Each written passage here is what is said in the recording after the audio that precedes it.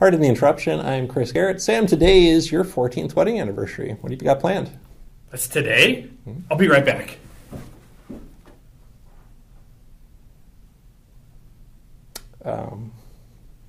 Sam? Sam?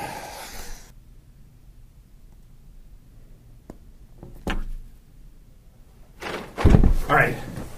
I'm back. We can start.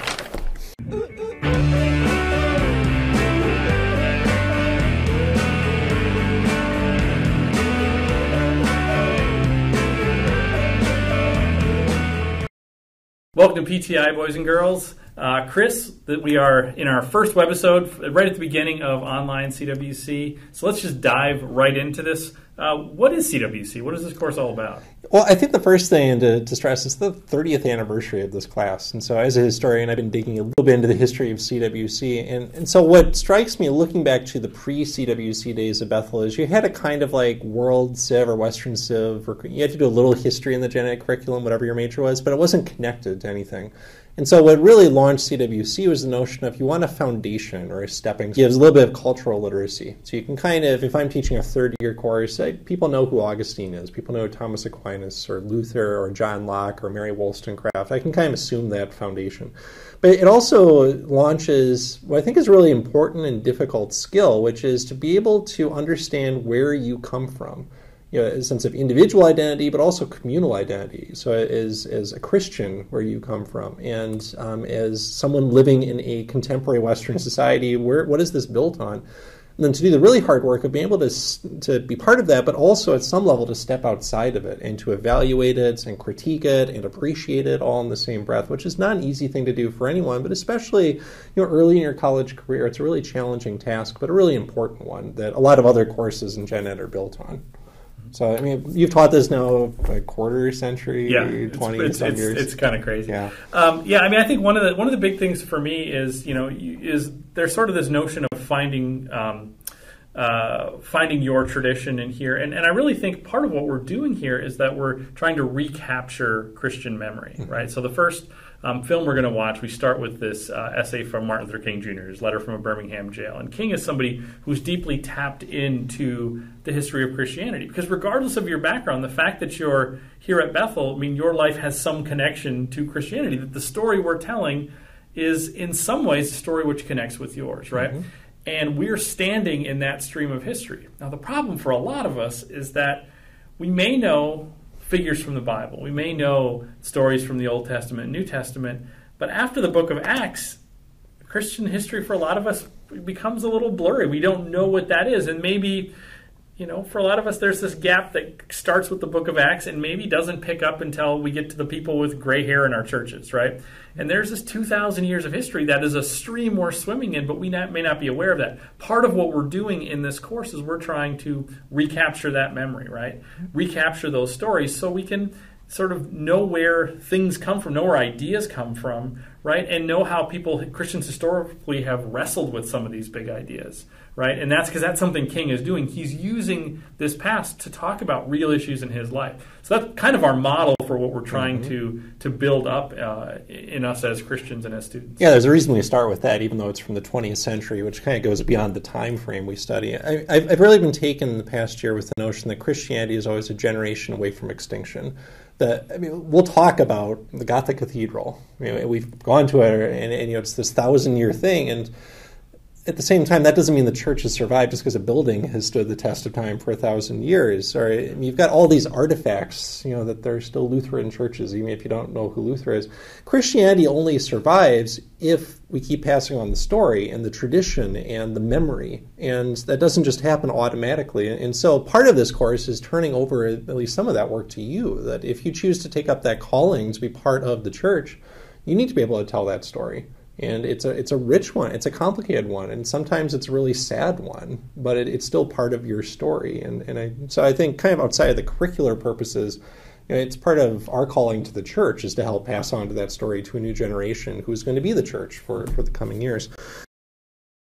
So, Sam, this course is taught all throughout the year. In fall and spring, it's taught as a face-to-face course with a couple lectures and discussion section. In J-term, it's now a hybrid course. And then you've got this summer online course. Why do CWC online? Well, I mean, I think there's probably some basic reasons which you could tell us, that there is this sense of, as students are trying to sort of get their college time done as quickly as possible. And there's motivations to do that. Having this as an option can be very helpful. I think some of you taking this course are going to be new students at Bethel in the fall, and this is a way to kind of jumpstart your time here. And part of the origins of why this course exists as an online summer course is that we really wanted to make this a signature piece of the Bethel experience, right? The Bethel Gen Ed experience, the Bethel academic experience, and the overall Bethel experience. In order to do that, we needed to be able to deliver it in some different ways. So that's part of why we started doing this. But I mean, we've been teaching this now. This is our third summer teaching it online. Do you have sort of highlights or observations from previous summers teaching this? Yeah, what I'm struck by is the kind of diversity of students you get. And it's partly the diversity of those who are haven't really been on campus in any significant way yet, all the way up through, we've had students on the verge of graduation who, for whatever reason, just hadn't taken CWC yet. And so you get this really interesting mix of perspectives. I always have someone who's taking the course in a radically different time zone. I think the extreme version of this is I had a new student who was living in Vietnam for the summer, taking the course like 12 hours ahead, students in California. I think one interesting thing is that at some level, I get to know students better, or at least differently. There's a lot of personal reflection that goes in. The kind of work we ask you to do is much less spit back information. It's much more, well, what do you think about this? What does this mean to you? How did this connect to work you're doing right now, or your faith tradition, or your upbringing? What about you, Sam? This is your thing too. Yeah, I would say that the thing that I really like about the course is that I get to know, in certain ways, I get to know students better. I mean, one of the differences between the face-to-face course and the summer course is that students end up doing a lot more writing. Now, you're not writing big papers, but they end up doing a lot more writing. And in doing that, I get to know students' ideas better. I get to know students as people better to a certain degree. Now, there's also the fact that I never meet you, right? And then that's, maybe I'm old-fashioned in that way. But it's really hard. Like, I feel like I know a version of you, but I don't really necessarily know you well. So one thing I would say, and if you remember this when you get to the fall, like, come talk to us, right? If you're taking the course this summer, come talk to us, because there's very few students who've taken summer CWC who I've ended up actually, interacting with much or meeting. And to me, that's one thing that's sort of a loss. But at the same time, I get to interact with your writing and your ideas a lot more. And I will write, and we write back a lot as well. So I feel like grading is more conversational because I'm reading something you wrote and I'm writing back to you, both sort of formative things to say, here's how to make your writing better, here's how to answer questions better, but also to say, like, well, if you thought about this question, if you thought about this, to sort of keep that conversation going. Yeah, they're not very large groups, so we have time. It doesn't take a long time, but we get to kind of offer a lot of formative feedback. One really cool thing that happened last year is one of my online students actually went with us in a J-term course. Sam and I, every other year, teach a World War I class in England, Belgium, France, and Germany, and so Nicole came with. But that's, as far as I know, the only online student I've actually met her at the State Fair. I forgot to mention that she was manning the Bethel booth in the education building, and she said, "Hey, I've heard about this World War I class." I'm like, well, you should go on that. But that's a pretty rare case. So, right. So as we think about face-to-face CWC, which is kind of the traditional way students have taken this course, and a lot of you have already been students at Bethel, or if you haven't yet, students probably who've been to Bethel. You might be aware of CWC. How is what we're going to be doing this summer different than the traditional face-to-face course? Well, you've hinted at part of it. I mean, I think for a lot of students, CWC equals tests and quizzes. And you still will have the tests, at least. The quizzes, not really. You'll do worksheets and a lot of short reflection, right? So in some ways, a lot of short writing assignments, a lot less kind of memorization.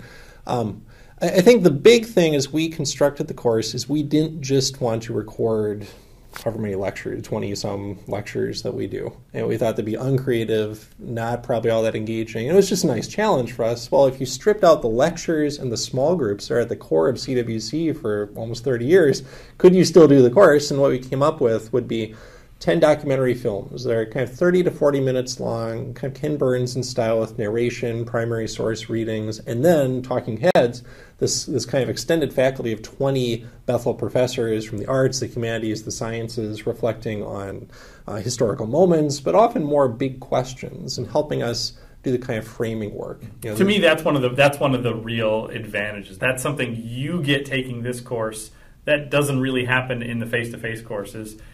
Is you're not going to get a lot of direct interaction always, but you're going to get to encounter a wide swath of the Bethel faculty. I think that's one distinctive, is she's got kind of what lecture does to frame the big movements of the story and the questions. That's what the films do. The second piece then is virtual museums. So I think we have 6 or 7 virtual museums that you'll be visiting, and they're another way to tell the story, and we'll have timelines kind of walking you through. We'll have audio commentary, but I think the really key feature there is that you get a lot of freedom of diving into things, going down rabbit holes, and maybe following interests. Like, we always do a little bit with art in the class. If you really like art history, you will have the wherewithal at almost all these museums to dive into that, or maybe it's theology, or maybe it's politics. So we'll kind of give you worksheets to guide you, but each of those will have a lot of capacity for exploration. What goes with that then, and something you might want to start thinking about, is it's a lot less directed than face-to-face CWC. The rhythms are different. There isn't the same degree of accountability. Like, you're not going to see us face-to-face all the time, and you won't have these weekly quizzes to check in. So I think one of the great possibilities and problems of online is that you're really on your own in many respects. Like, we try to set it up, and you can email us, but you've really got to be responsible for using your time well. For some of you, that's great, and it's going to feel liberating compared to other classes. For some of you, that's a lot of dangerous freedom, because you've got other commitments, other interests, the weather is nice, and you've got to be really careful about using your time well, making sure that you're putting in the work you need to do to succeed with writing, with the exams, and everything else we ask you to do. Mm-hmm. And I would say, so in light of that, one thing is, Chris talked about the exams, that there are going to be exams, is from the very beginning, those exams are going to be open note, open book, things like that. Think about how you're organizing notes, organizing ideas, because as I've seen students struggle with the course, that's where they run into it. Is they're doing the work of they're watching the films and doing museums, and they're doing the assignments, but they're not also thinking, I need to have a way to access this information, and you're not going to have time to go look it back up. So think about how you're organizing your notes.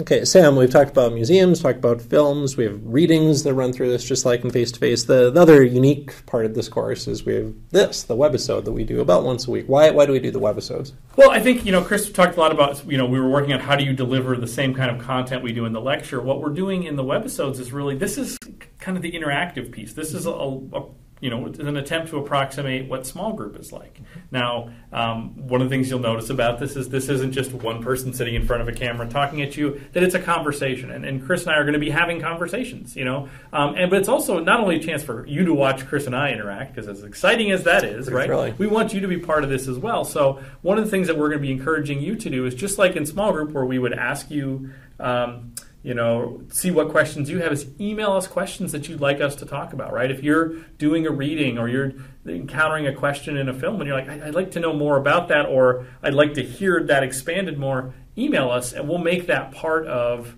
these webisodes. So this is really meant to be interactive. It's also the part of the course that's freshest, right? So when you think about those films, those were made in the summer of 2013. The museums were made in that summer, and some of those things might be tweaked or adjusted a little bit, but these are always going to be filmed in the moment, right? So we're going to be, grading your work, writing back to you there, but we're also going to be interacting with you and bringing that interaction to these webisodes. So I think that's a big piece of why we do this. Yeah, I think the other thing that part of the impetus for this is we used to do a podcast for the course, and one thing we like there is the sense of you get to listen in on a conversation, right into it. But there's also a way of this course is about Christians relating to culture.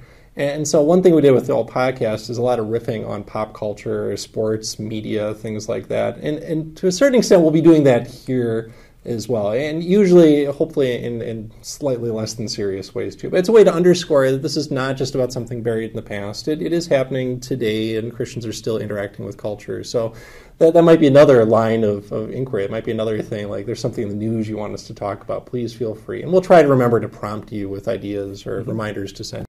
And one other piece of the interactive component of this is that we're going to connect this to some discussion board posts. So you want to talk a little bit about that? Sure. So we'll start this week, and then each of the 3 units will have 2 webisodes. And the first one will have discussion board posts. The second one will be a little bit more review, pre-exam kind of work. So discussion board posts are on Moodle like everything else. There's a discussion board function. Some of you might have used this before. If you haven't, don't worry. It's really easy. You just click on a link, and we'll give instructions to walk you through. So this will be part of your there's a big pool of 30% of your grade is writing of different sort, and this is part of it. So you'll have like 4 of these. So the first one, you'll be writing a couple of things. First, just an introduction of who you are. Where are you in your Bethel trajectory? You're just entering, exiting, somewhere in the middle. Physically, where are you going to be? We're just kind of curious. Some of you are like 2 miles away or in Bethel housing. Some of you are around the world somewhere. What are you doing this summer besides CWC? And then the second thing, and this really is where we might get a little bit more discussion, hopefully, is this notion of what it's like to take an online class.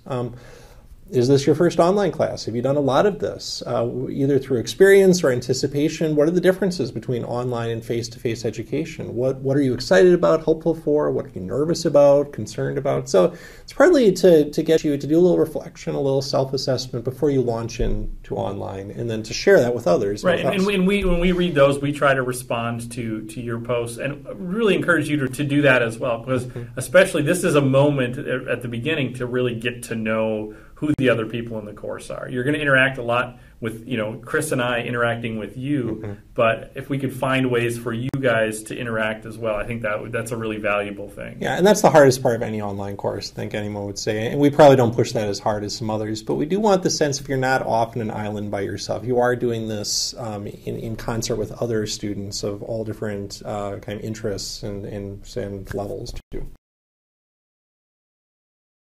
Welcome back to PTI. In our second segment, we always like to play a game of some sort, and you'll find, as you can kind of see around us, we like playing with what we call heads on sticks. So this is a role-playing game. Sam and I will be playing the role of certain people from history, or maybe, per some of the things we talked about in the first segment, from the current day, and have them answer questions of some sort. So we're going to have 6 people answer a single question, which I think is really a key question for CWC, which is, who is in your cloud of witnesses? This is a biblical idea from Hebrews 12, verse 1. It says, since we're surrounded by such a great cloud of witnesses, let us persevere and run the race towards Christ, the pioneer and perfecter of our faith. So it refers back to people from the Old Testament, from Abraham all the way up through David, I think.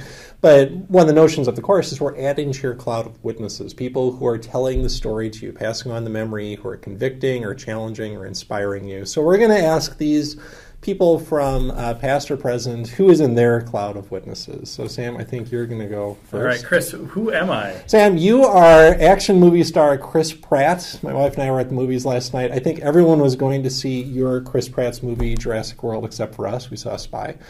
So Chris Pratt, who is in your cloud of witnesses? Well, I thought a lot about this, and you have to think about kind of at this point in my life, like I'm really on top of the world, right? I'm basically a mix between Han Solo and Indiana Jones. So I'm Harrison Ford in the 80s right now. All right, I realize that's the same actor, right? He's in your cloud of witnesses? Well, he is in my cloud of witnesses, but I was thinking about, who are we talking about who sort of has this meteoric rise and really finds himself on top of the world in lots of ways. So who I'm actually picking is Emperor Constantine, right? Because he begins his life as this general in Gaul, which is sort of like my days on Parks and Rec. It's a show that's the sitcom of the early 40s. Exactly. Yeah. Being a general in Gaul is a lot like being on an NBC sitcom.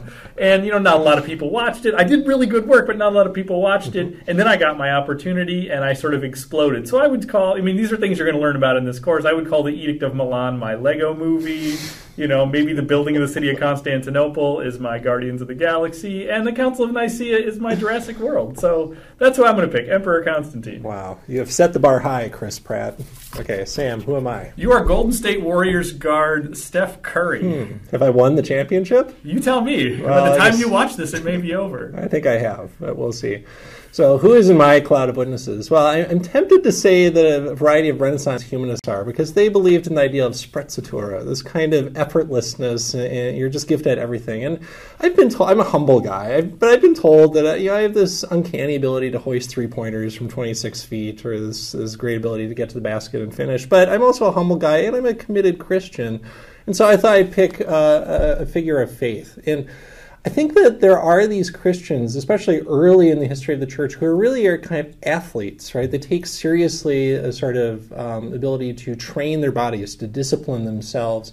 And so I'm going to pick St. Anthony, or Anthony of Egypt, or Anthony of the Desert. He's alive in the late 3rd into the 4th century, about the same time as Constantine, actually, but very different than Constantine, because while Constantine, I've heard, really tries to Christianize the empire and makes Christianity culturally acceptable, I flee in the other direction. I go to the desert to train my body to really avoid temptation, to resist temptation, to grow closer and closer to God. And I think that's something maybe contemporary Christians have lost, that you can't just you can't lazily just go through it. You actually need to work towards discipleship. And just like I've taken 10,000 three-pointers to get to that point of effortlessness, maybe you need to work on prayer or meditation or fasting in the way that Anthony did. All right, Chris, who am I?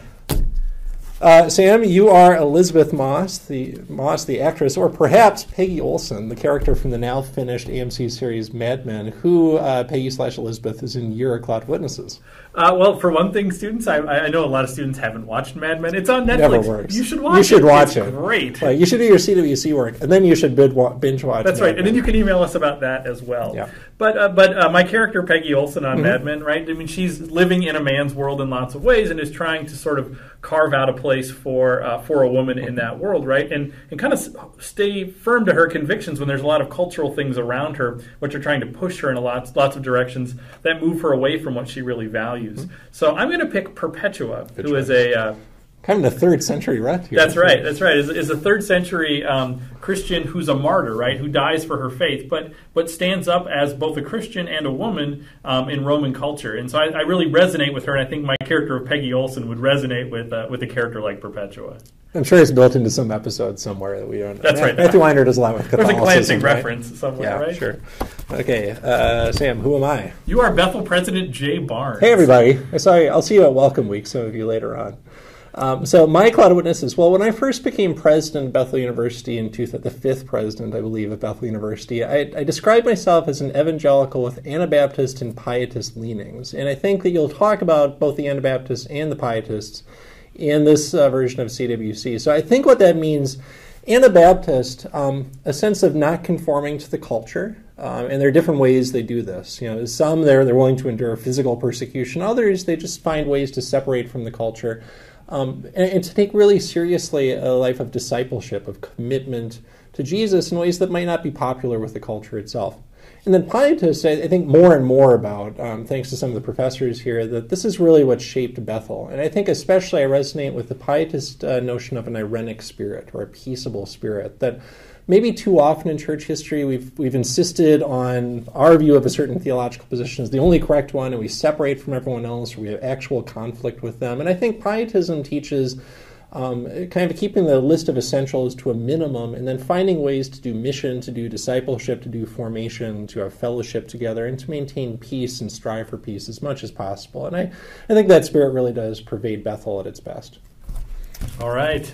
Chris, who am I? My goodness, it's like looking in a mirror. You are Professor Chris Gehrz, chair of the history department at Bethel. Who is in your cloud of witnesses, Chris? I'm going to pick a 16th century Catholic. Can't wait to hear this. Teresa of Avila. All right. And the reason that I'm going to do this, because I'm going to teach you a little bit about myself, is that I'm somebody who values reform and change, but I also value innovation within a form. That's true. Right? And when we get to the Reformation, we're going to see lots of people who are starting new churches, right? Sort of breaking away and creating new forms, new churches. We're going to see people who are starting new religious orders. But what Teresa does is she sees the need for reform within the Carmelite order and doesn't just create a new order, but she reforms the order. She changes it. She creates the Barefoot Carmelites who are going to really push towards a focus on poverty and discipleship, and really taking out or taking seriously those ideas. So that's the type of person that I really resonate with. Wow, I'm convinced. That sounds great. All right, last one, Sam. Who am I? You are Bethel Professor Surprise! Sam Mulberry. Can see that coming. Well, there's so many to pick from. I've heard a lot of good choices, but I think I'm going to say that Blaise Pascal is in my cloud of witnesses. Pascal is a 17th century French.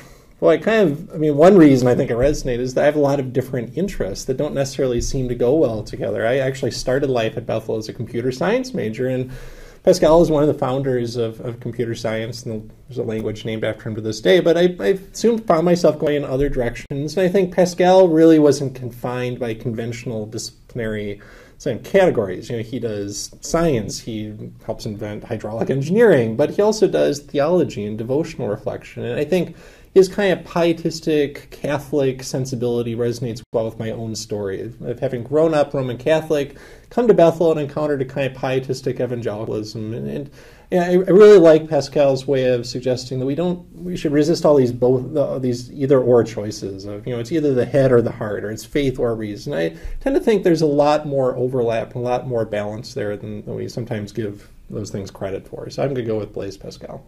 All right, that is how we play Heads on Sticks. You can determine who you thought won that game. It's not real. There we go. And I won.